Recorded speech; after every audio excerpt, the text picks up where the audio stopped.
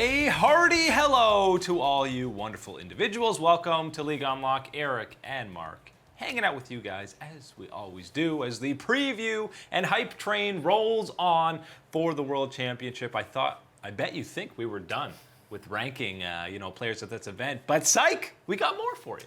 Hey, this train is almost at the station, not quite there yet, but that departure, we're almost 3/4 of the way there. We're so close, you're almost there. This is the last weekend without watching any of the world's action going on. We finally get to have our real games going off on October 2nd, but until then, gotta still do some more breakdowns, some previews here. Gonna be ranking down the best positions by region. Yeah, and you kind of saw the Riot broadcast do this in EU. Very quickly, they went through it. We're gonna go each position and which region is the most stacked at that respective one. So that means we're incorporating all three players that will be playing for whatever domestic league it is. Let's start with those bottom laners or the AD carries. And obviously a lot of these are difficult to choose from, but for AD carries, I think it is impossible to go against the LPL because look at those three going, Mark.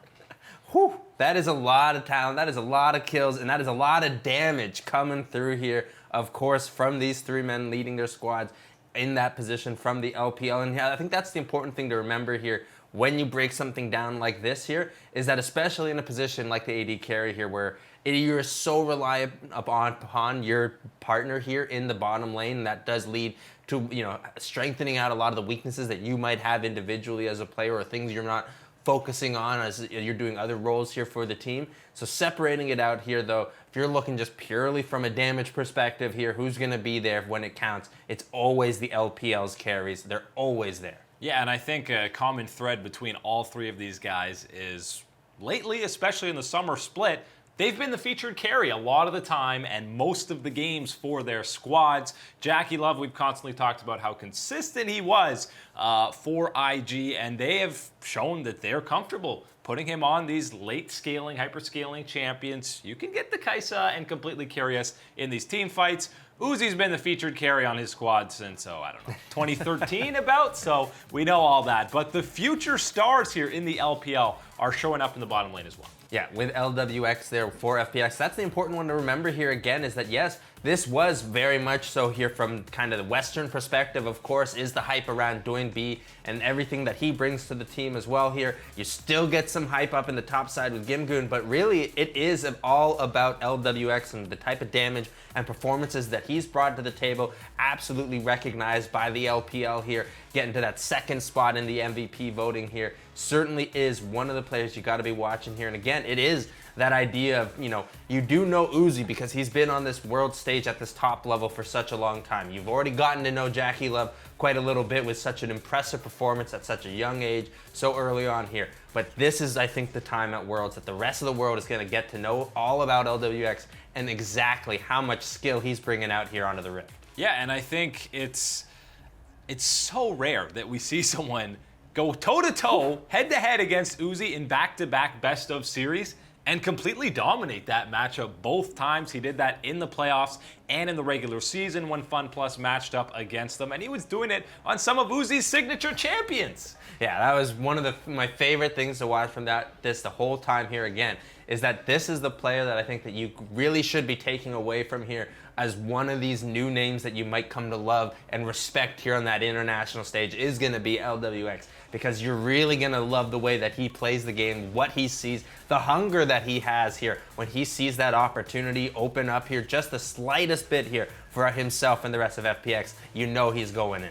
Yeah, and all three of these guys are going to be featured whenever they're matching up in the group stage. And these guys, none of them are going through play-ins. We're guaranteed we're seeing all of these players, and you know that a lot of kills will be going through in the bottom lane. And for anyone matching up against any of the Chinese bot lanes here, you're going to have your work cut out for you because it will be a very difficult matchup. When it comes to supports, though, it's not necessarily just immediately the LPL counterparts to the AD carries, because there are some incredible supports across this entire tournament. But I think the best three, when you combine all three, we got to look to EU and the LEC, because I think Hillisang and Mickey are guys who will completely shape what the meta is at this tournament.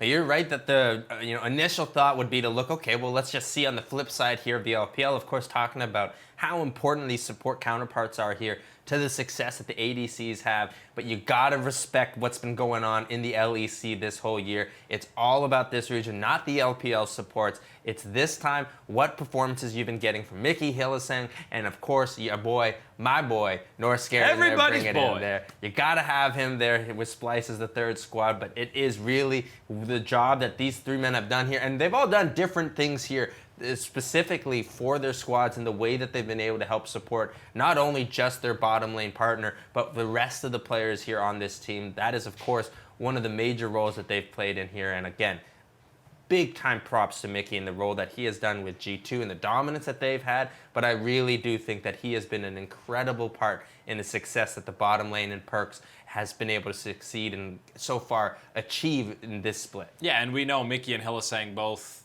they love leaving the bottom lane and really influencing their solo laners as well as working in tandem with their jungler. There's a lot of games where you're seeing Perks or Reckless left alone in that bottom lane. And, when you're playing something like Karma, Ezreal, something safe, it doesn't really matter. And then you see your support is completely snowballing the rest of the entire map. So, you know what? It's not a big deal if they're doing that. You can't really complain as an AD carry. But I think both these guys are world class. They were both on our top 20 list. And people might be saying, well, when you include North Scaren and compare it against the other three, then maybe the LEC shouldn't be here.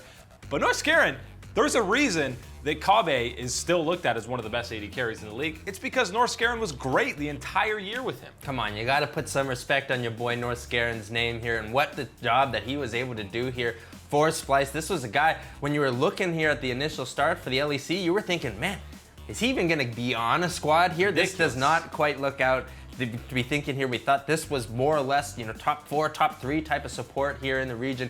Weren't finding him on a roster. Believe me, you will see North Scaren prove himself on the international level here at this event. But I still want to give that focus here over to the top 2 when we're talking about here with Mickey and Hillisang, because I think specifically and especially in that final series that we got to see between these two squads, that you certainly saw that a lot of the times that big plays were happening for these teams, at the heart of it was the support getting the job started. Yeah, and I think in terms of the laning phase, Mickey and Hillisang are the key cogs as to why G2 and Fnatic were both so dominant in that 2v2 throughout the majority of the summer split. And even when they went head-to-head, some games, there were huge gold leads coming out of that bottom lane from either side. So super excited to see them match up against the other international competition. I think that is going to be one of the big strong points here when you're looking here for the LEC, and to find some success for Europe here at home, it's going to have to come through these major support players on the bottom side. Yeah, and hopefully North Scaren makes it through to that main stage so that he can also prove that he can live up to the hype for EU. And obviously Splice, a really solid roster that he's found himself in. Often forgotten about, but he had an incredibly solid summer split. Coming up after the break, we go to the top side of the map and which region has the best top laner and jungler. And this one was very close.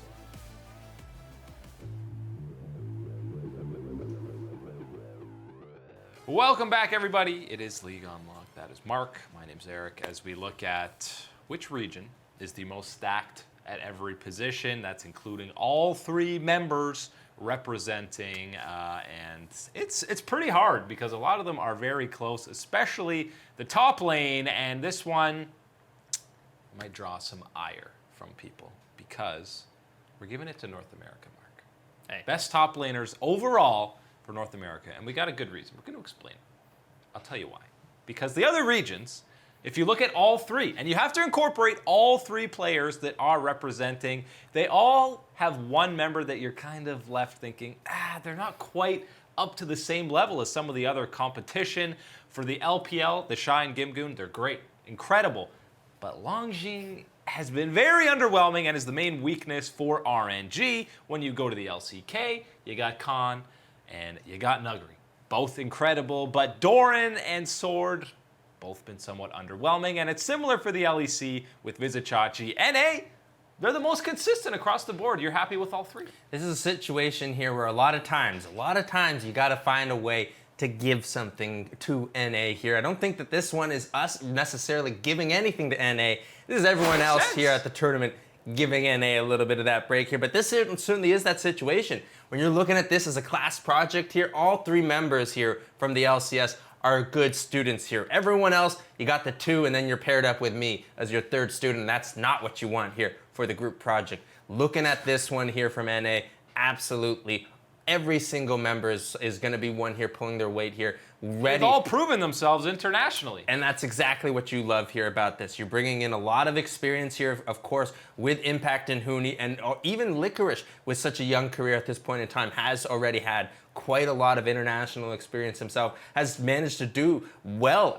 for the majority of those matches that he's had on the international stage. And then again, when you're looking here through how they're playing, Impact this year has given us maybe the best performance that we've seen from him in maybe the past couple of years on the international stage, which is even saying something in its own right, given the way that we have seen Impact pick up kind of this world's buff around this point in time of the split. And then when you're looking at Huni, they've been playing strictly through Huni more or less every single match is Clutch Gaming's mode of victory here in that top side. And they played a lot of playoff games, by the way. They played a lot of playoff games and a lot of carry performances in that top side for Huni, getting it done. I like the top side here for North America. All the way throughout here, overall, this one has got to be the win for NA. Yeah, I think this is the most well-rounded and stacked position that North America has at this entire World Championship. There's really no weak links, and at the end of the playoffs, I think you could confidently say that these were the 3 best top laners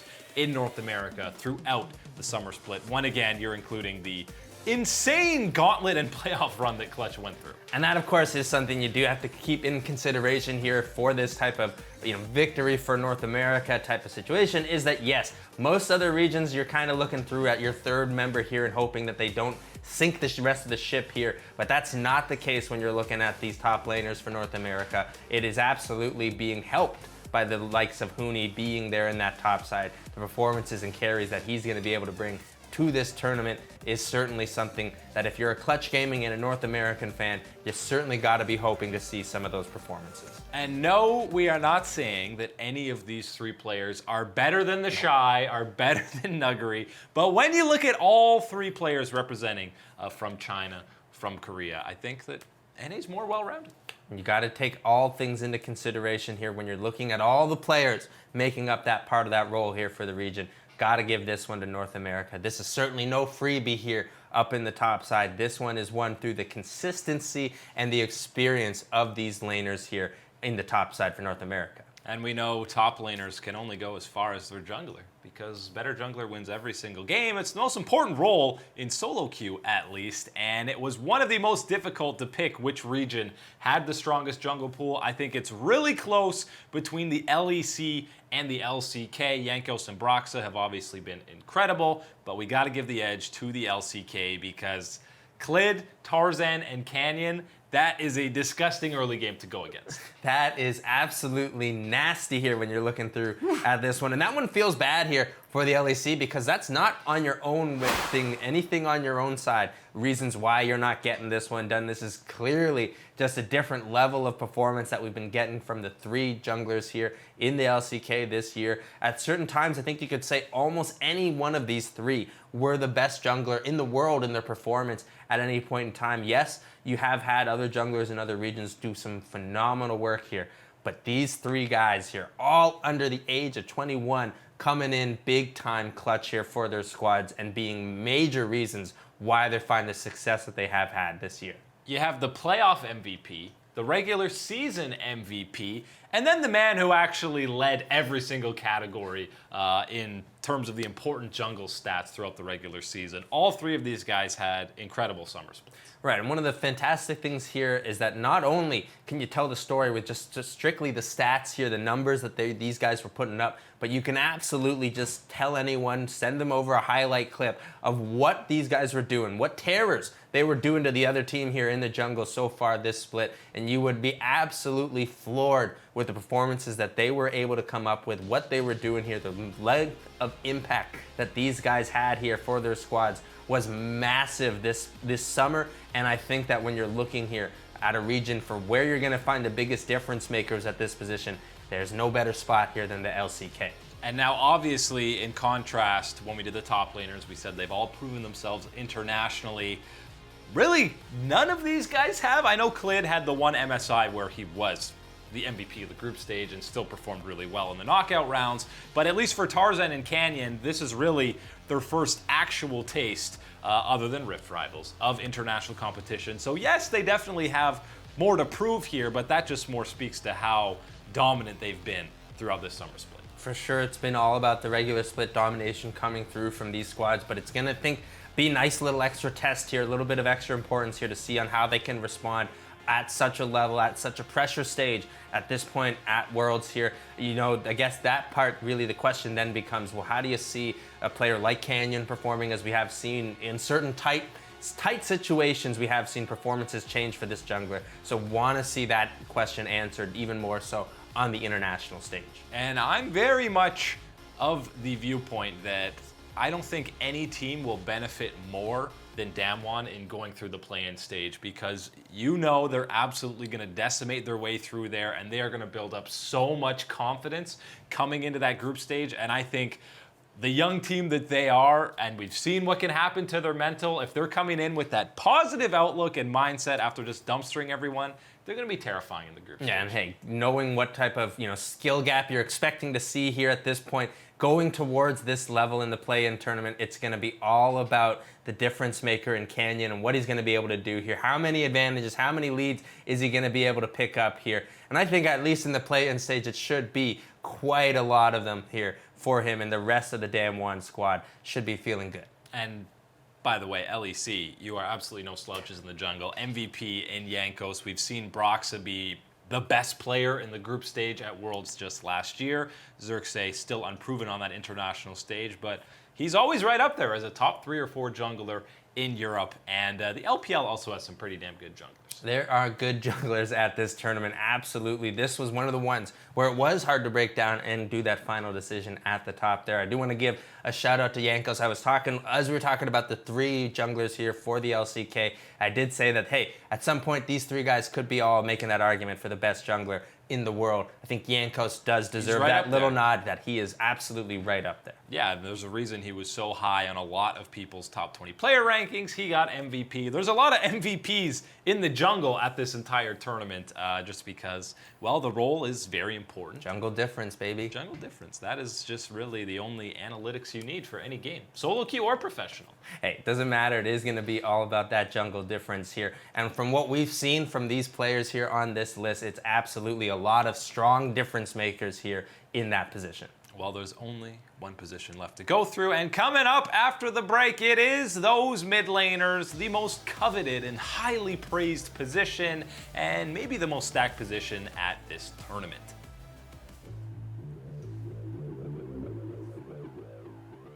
Hello, you beauties. Welcome back. It's League Unlock. Mark and Eric here with you guys. On to the final role, final position for which region has the best mid laners. And if you just go through all the rosters and you're counting all these mid laners, okay.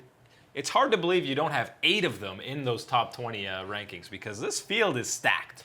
Yeah, first off, we got to make the small little acknowledgement here, that, of course, is that all EU mid laners that are playing in NA are NA mid laners now, so we're going to just make that little claim here, of course. Yeah, I guess really EU is the obvious winner here, because they have 6 mid laners to everyone else's 3. So.